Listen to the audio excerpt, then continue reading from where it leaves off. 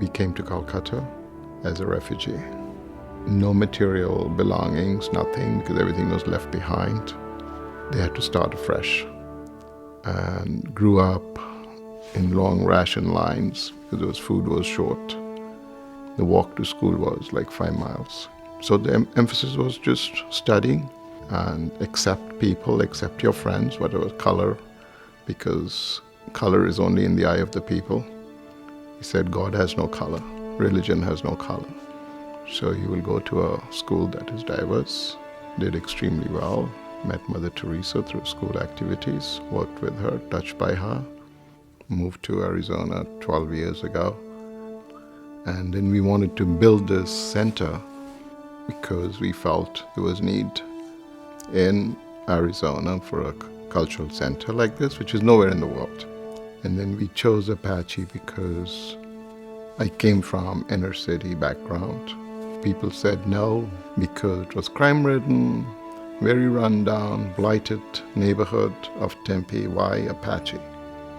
But I knew we could make a difference in our small way. He's always giving back to the community. He's always paying it forward. He looks around and he looks at each person and says, how can I help? What is the need here? And what can I bring to this person? He helps everybody that comes by. And even when I was ready to close up and leave, he told me to go ahead and hang around a little while longer. It may pick up. And he says, don't worry about paying the rent or anything like that. He says, we'll take care of that. And this is why I stayed with him as long as I did, because I would have 4 or 5 years ago been gone. You know, when I think about Humanitarian, I think about people who reach out to help others, who will help people when they're asked, and who really do it without thought. And that's what I've seen with Raveen. He gives, and he gives from the heart, and I think that's what a true humanitarian does. He loves Tempe, absolutely loves Tempe. I mean, he thinks this is the greatest city in the world, you know. I mean, he's always, you know, involved in something in the community. And I see him numerous times, you know, handing out water to the homeless people or to people that in general are just hot, you know, and just having a bad day walking or something.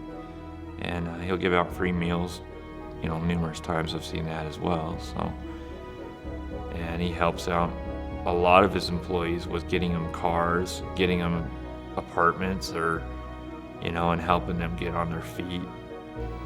I went to the school because I cannot afford to pay mine.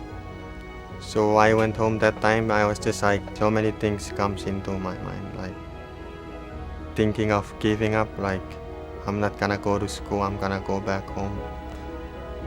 I come to work in the evening. He always asks me like, are you okay?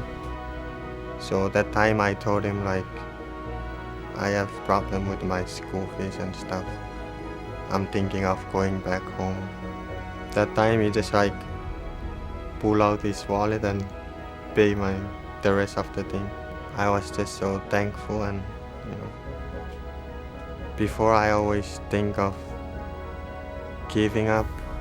I never thought like someone would help me. I always think like he's my father. Just because after that time, I see how much he cares about me. When I was young, I would wake up hungry, and I would wake up angry.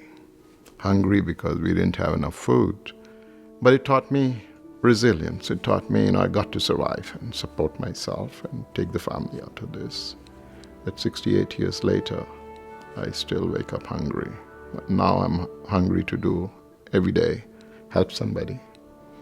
But instead of being angry, I wake up, humble, with humility towards all the people here. And Tempe has provided me that opportunity.